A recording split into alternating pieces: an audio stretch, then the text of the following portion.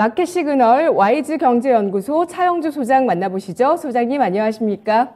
예, 안녕하십니까. 최영주입니다. 네, 새해 복 많이 받으십시오. 새해 복 많이 받으세요, 네. 소장님. 자, 시장이 보내고 있는 시그널을 좀 잡아보도록 하겠습니다. 새해 첫날 어제 좀 실망감이 컸었어요. 소장님 어떻게 보셨나요? 예, 일단은 간밤 유럽 증시가 올랐다 하더라도 올 한 해는 허리띠를 좀 단단히 매야 될 것으로 보여집니다. 우리가 이제 물가 상승률이 낮아진다 하더라도 여전히 절대 레벨은 높은 수준에 있다라는 것을 여러분들이 머릿속에 염두에 두셔야 이 상황이 냉정해 보인다라고 말씀드릴 수가 있겠죠. 드디어 이제 2023년 막이 열렸고요. 경기 하강이 일단 눈에 들어오는 상황입니다. 경기가 어느 정도 꺾인다라는 것은 일부 전문가분들께서 증시의 호재로 보시는 분들도 계시지만 그것은 금리와 상관된 부분이긴 하죠. 경기가 하강된다라는 것은 어떤 의미일까요? 결국 기업들의 실적이 악화된다라는 것을 의미합니다. 따라서 단순히 금리 인상 속도가 조절이 들어간다고 해서 주식시장이 올라간다라는 생각은 저는 자칫 잘못된 판단을 내릴 수 있는 부분들이 될 수도 있다 이렇게 말씀드릴 수가 있겠습니다. 여전히 높은 수준이고요. 이러한 수준이 상당 부분 유지될 가능성이 있죠.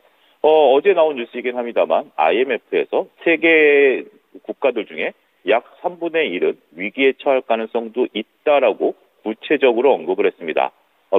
그 IMF의 발표를 보게 된다면 미국은 그나마 견조한 성장세를 보일 가능성이 높다라고 보고 있고요. 가장 약한 골이 두 군데를 지적했습니다. 어제 유럽 증시가 올랐다 하더라도 유럽 같은 경우 여전히 전쟁 중에 있기 때문에 쉽지 않을 것으로 봤고요. 두 번째는 이제 중국입니다. 중국 같은 경우 상당히 좋지 않은 상황이 연출될 가능성이 있다라고 보는 건데 우리나라와 연결고리가 상당히 높죠. 우리나라 같은 경우 중국이 잘 돼야 아무래도 수출이라든지 이런 것들이 잘 될 수밖에 없는데 중국이 어렵다라면 우리나라 수출 기업 중에 특히 이제 중국과 관련성이 있는 기업들은 쉽지 않을 수도 있다라고 말씀드릴 수가 있겠습니다. 자, 어제 이제 국내 증시를 뜨겁게 달궜던 것은 중국의 리오프닝과 관련된 뉴스였죠. 작년 연말만 하더라도 중국이 코로나 방역 조치를 다소 완화한다라는 뉴스에 관련주들이 상당히 큰 폭의 상승세를 시연을 했었습니다. 하지만 지난주 마지막 주를 봤을 때 단기적으로 시세가 좀 급등하는 그런 모습들이 보였었죠. 아무래도 배당에 대한 매력도도 상실했고 양도세 물량에 대한 출회 가능성 이런 것들이 있다 보니까 상대적으로 리오프닝 관련 주들이 비교 우위를 나타냈었고 그게 매수세가 몰리는 그런 모습들이 보이면서 일부 수요일과 목요일 같은 경우 오버슈팅이 나온 종목들도 있었다라고 봐야 되겠죠. 이런 것들이 조정 가능성이 있었던 상황에서 중국의 이제 리오프닝과 관련해서 국내 방역 조치의 강화 소식 때문에 어제로서는 악재로 작용했다라고 말씀드릴 수가 있겠습니다. 똑같은 뉴스인데 호재와 악재로 시장이 분석했다라는 거죠. 문제는 호재로 봤었던 것들은 기대감이었다라는 것이고요. 악재로 봤었던 것은 팩트에 기반했다라고 좀 말씀드릴 수가 있겠죠. 중국 같은 경우 현재 지금 사망자 수 발표를 하지 않고 있습니다. 들리는 얘기는 상당히 험악한 얘기가 들리고 있는데 어찌됐든 지금 중국이 발표하는 각종 코로나 관련 뉴스에 대해서 글로벌 각국들이 믿을 수 없다라는 거죠. 이러한 상태에서 중국의 해외 관광을 허용해놨죠. 어제 같은 경우도 약 100여 명이 넘는 중국 관광객들이 우리나라에 입국한 것으로 알고 있습니다. 이렇게 중국이 풀어주다 보니까 중국 사람들이 해외 각국으로 나가고 있는 상황이죠.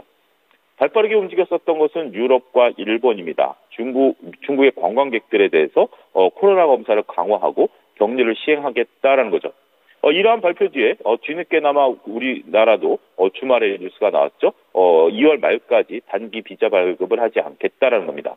일종의 풍선 효과에 대한 우려감이었죠. 일본과 유럽이 막히면 우리나라로 관광객들이 몰려들어올 가능성이 있고 그러면 중국발 코로나 재차 유행 가능성이 있었던 거죠. 따라서 우리나라 같은 경우도 입국 루트를 인천공항으로 한정하고 2월 말까지 단기적으로나마 비자 발급을 제한하겠다라고 좀 발표를 하고 있습니다. 이렇기 때문에 지금 현재는 2월 말까지는 관광객 유입이 쉽지 않을 것으로 그렇게 좀 보여집니다. 지금 이제 중국이 리오프닝과 관련해서 다양한 뉴스들이 좀 나오고 있는데 중국이 이렇게 갑작스럽게 문호를 개방하게 된 연유가 상당히 중요하죠. 그 연유는 중국의 경제 성장률이 3%대로 주저앉을 가능성이 있기 때문입니다. 지난 3분기 같은 경우 중국은 5%대 경제 성장률을 예상을 했습니다만 막상 성적표를 받아보니 3%대 경제 성장밖에 못했다라는 거죠. 지금 시진핑 주석이 3연임을 확정한 다음에 올 3월에 이제 그 전인대가 열리면서 공식적으로 취임을 하게 됩니다.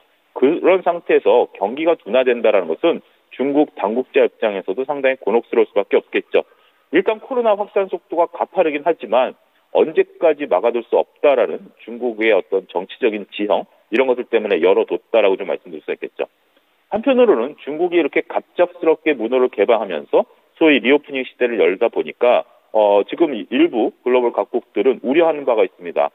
지금 가뜩이나마 물가 상승률을 잡으려고 노력을 하고 있는데 중국 경기가 다시 활성화된다라면 인플레이션을 자극할 수 있다는 거죠.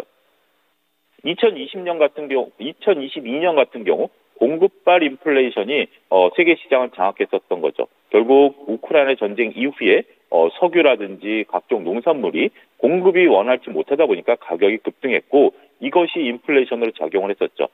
하지만 이제 또 다른 양상입니다. 중국이 리오프닝을 시작해서 중국 경제가 움직이기 시작한다면 수요발 인플레이션이 일어날 수도 있다라는 거죠. 중국이 움직이기 시작한다면 결국 공장이 가동될 것이고 이러면 각종 원자재에 대한 수요가 급증할 가능성이 있기 때문에 이거는 또 다른 차원의 인플레이션을 유발할 가능성이 있다라고 보는 거죠. 이런 것들이 현재 상쇄되면서 글로벌 각국들이 셈법이 복잡해졌다라고 말씀드릴 수가 있겠습니다. 자, 일단 리오프닝 관련주들에 다시 돌아와 보도록 하겠습니다. 리오프닝 관련주들은 2월 말까지 우리가 이제 입국 제한을 했었던 것은 나름대로 굉장히 중요한 묘수다라고 생각을 할 수가 있겠습니다. 1월 말 우리도 설 연휴 명절이고 중국도 설 명절입니다. 긴 우리보다 더 오래 쉬죠. 그리고 이제 중국 같은 경우 이제 도심 간의 이동이 굉장히 많을 것으로 보여집니다. 이런 이후에 코로나가 한번 확산될 가능성이 있고요. 그게 잦아드는 데이터가 나오는 게 대략 2월 달 중순이면 데이터가 어느 정도 나올 것으로 보여집니다. 우리나라 같은 경우도 그렇고 글로벌 각국 같은 경우도 그렇고 코로나 같은 경우 정점을 찍은 이후에 그 수치가 줄어드는 모습들을 보였기 때문에 중국은 아직 정점을 안 찍었죠. 어찌 보면 설 명절 때 정점을 찍은 이후에 이게 내려올 가능성이 있다라고 보는 거죠. 따라서 중국 관련해서 리오프닝 관련주들은 조금 중기적인 시각이 필요해 보입니다. 단기적으로는 지난주에 급등했었던 것에 대한 차익 매물 여기에 좀 실망감에 맞물린 것이고요. 결국 중국은 열리긴 합니다. 하지만 너무 그렇게 빠르게 열리지는 않을 것으로 보여지고 있고 그래도 중국과 리오프닝 관련해서 주식을 매수하시려면 일본 트리거가 있는 종목을 보실 필요가 있다라고 보는 거죠. 카지노라든지 LCC 같은 경우는 여전히 일본 입국으로 인해서 흑자가 나고 있는 부분들이 있고 중국이 열린다라면 플러스 알파가 되겠죠. 중국이 상수인 것은 화장품입니다. 그렇기 때문에 이런 것들을 구분해서 매매 전략을 세우시는 것도 좋지 않을까 말씀드릴 수가 있겠습니다. 네.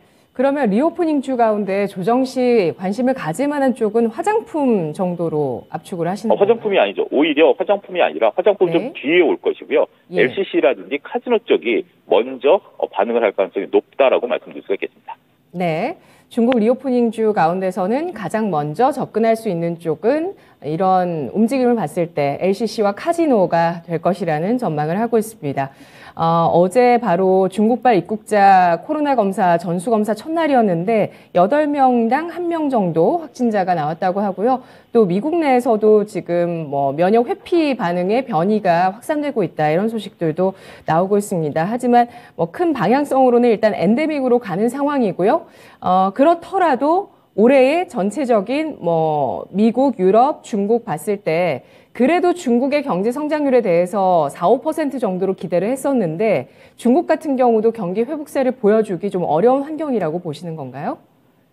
예, 쉽지 않을 것으로 보입니다. 중국이 이제 4%라는 숫자가 또 나름대로 다른 나라에 비해서는 굉장히 높은 숫자죠. 우리나라 같은 경우 한국은행이 밝힌 게 1.7이고요. 미국 같은 경우 연준이 밝힌 게 0.5입니다. 일본 같은 경우 글로벌 금융기관들 1.3% 성장한다라고 얘기를 하고 있습니다. 근데 4%대 성장이라면 굉장히 높은 거죠. 하지만 우리가 이제 4라는 숫자의 절대 레벨이 아니라 지금 중국 경기가 내려오고 있는 거죠. 불과 3년 전만 하더라도 중국은 7% 경제 성장을 했습니다. 3년 만에 반토막이 난 거죠. 그런 상황들이 된다라면 우리가 그동안에 중국의 고성장에 따라서 기대했었던 철강, 화학, 반도체 같은 경우 상당히 내년에도 물론 이제 반도체 같은 경우 미국과의 연계도 있긴 합니다만 중국만 바라본다 하더라도 쉽지 않은 장이 연출될 가능성이 있다라고 봐야 될 것 같습니다. 알겠습니다. 지난해 4분기에 우리 증시가 경기 침체와 또 시스템 위기감까지 시장에 반영하는 프라이싱하는 현상들이 있었는데요. 경기 침체 프라이싱뿐만 아니라 앞으로는 아까 서두에 말씀해 주셨던 기업 실적 악화에 대한 부분들도 추가적인 하향 조정 가능성이 있기 때문에 현재 시장 보수적으로 봐야 된다는 의견을 전달하고 있습니다. 그렇다면 오늘장 놓치지 말아야 할 마켓 시그널은 뭐가 있을까요? 오늘 같은 경우 이제 IRL법에 어제 이제 얘기가 나오면서 관련주들의 상승 흐름들이 계속해서 오늘도 이어질 가능성이 있다라고 보는 겁니다. IRL법은 계속해서 개정이 됩니다. 이게 한 번 확정된 것은 아니고요. 지난 가을에 일단은 법이 서둘러서 만들어졌고 원래 올 초에 이 개정안이 나올 것으로 예견이 됐었었죠. 이거는 이제부터는 제 내피셜이지만 계속해서 세부 조항이 개정될 가능성이 높습니다. 따라서 이거는 딱 이 시점으로 볼 것이 아니라 과연 어떤 방향으로 나가겠냐라는 거죠. 지금 당장 2022년에 IR법에 따라서 탈중국을 외쳤는데 업계 얘기를 들어보니까 이게 쉽지 않다라는 거죠. 기업이라는 게 중국 제품을 쓰다가 다른 나라 제품을 쓴다라는 게 말처럼 그냥 우리가 커피 먹다가 콜라 마시는 것처럼 간단한 문제가 아닙니다. 새로운 제품을 물색을 해야 되고 새로운 제품을 납품받아서 테스트를 해야 되고 그것을 기계에 얻는 과정이 최소한 6개월에서 1년이 넘어 걸리게 된다는 거죠. 이런 것들을 결국 이제 미국 정부도 인식을 하고 받아들였다라고 보여집니다. 하지만 궁극적으로는 탈중국에 대한 방향성은 바뀌지 않을 것이다. 이 점은 염두에 두셔야 된다라는 거죠. 국내 업체도 단기적으로는 좀 숨통이 튀었습니다. 일단 지금 중국 제품 의존도가 상당히 높죠. 특히 2차 전지에서 흑연 같은 경우는 99%가 중국에서 들어오고 있기 때문에 이런 것들에 대해서 지금 이제 인도네시아라든지 이런 쪽으로 루트를 바꾸려고 하고 있는 시간을 좀 벌었다라고 좀 말씀드릴 수가 있겠습니다. 어쨌든 업계는 빠르게 공급망을 구축할 것으로 노력할 것으로 보여지고요. 일부 언론 보도는 중국 업체가 우리나라에 와서 공장을 지으려고 하고 있다라는 보도가 있습니다. 왜냐하면 기존에는 각 부품마다 미국과 FTA를 체결하지 않은 국가 제품을 쓰지 못하도록 했습니다만 그러한 제품, 탁 까놓고 얘기해서 중국 제품 우리나라에 갖고 와서 가공하게 되면 인정을 받는다라는 거죠. 하지만 저는 이 법이 더욱더 강화될 것으로 보여집니다. 그래서 중국이 우리나라에 와서 공장을 짓는다고 하더라도 제가 아무래도 LG엔솔 사장이라고 한다라면 굳이 중국 제품을 공급망에 끼워 넣을 필요는 없다라고 보는 거죠. 단기간에 쉬어 보여도 언젠가 미국의 지금 포커스는 중국을 배척하려고 하는 입장인데 여기서 중국의 공급망에 들어가 있다라면 또 바꿔야 된다라는 거죠. 차라리 바꾸는 마당에 중국을 배제하려는 움직임이 보일 가능성이 있기 때문에 그러한 뉴스 플로우를 정확히 읽어내셔야 되지 않을까 싶습니다. 호재는 현대차에 있다라고 보여집니다. 현대차 같은 경우도 어제 오랜만에 강세를 좀 보였었죠. 몇 가지 뉴스가 나왔죠. 리스 차량에 대해서 IRA 법에 이제 보조를 받는다. 현재 지금 현대차 같은 경우 리스차 비중이 5%밖에 안 됩니다. 근데 이제 다른 업계 같은 경우 리스차 비중이 30% 정도 달하기 때문에 일단 현대차 같은 경우 상승 여력이 좀 열려 있다라고 보는 거죠. 저는 이 뉴스보다 더 중요한 것은 사우디와 맺은 MOU입니다. MOU에 대해서는 제가 이렇게 큰 비중으로 얘기하지 않습니다만 이거는 좀 나름대로 의미가 있다라고 보는 거죠. 사우디의 CKD 결국 반제품 형태로 그 공장을 짓겠다라고 한다라면 지금 중동에서 우리나라 차들의 선호도가 굉장히 높습니다. 왜냐하면 일본 차 같은 경우 일본에 내에서 생산된 것들이 중동에서 돌아다닐 수가 없어요. 여러분 잘 아시다시피 일본 차는 오른쪽에 핸들이 있고 우리나라 차는 왼쪽에 핸들이 있기 때문에 중동 국가들이 다 왼쪽 핸들을 쓰기 때문에 우리나라 여러분들 잘 아시다시피 중고차가 중동에 어마어마하게 들어가고 있다라는 거 다 익히 알고 계실 겁니다.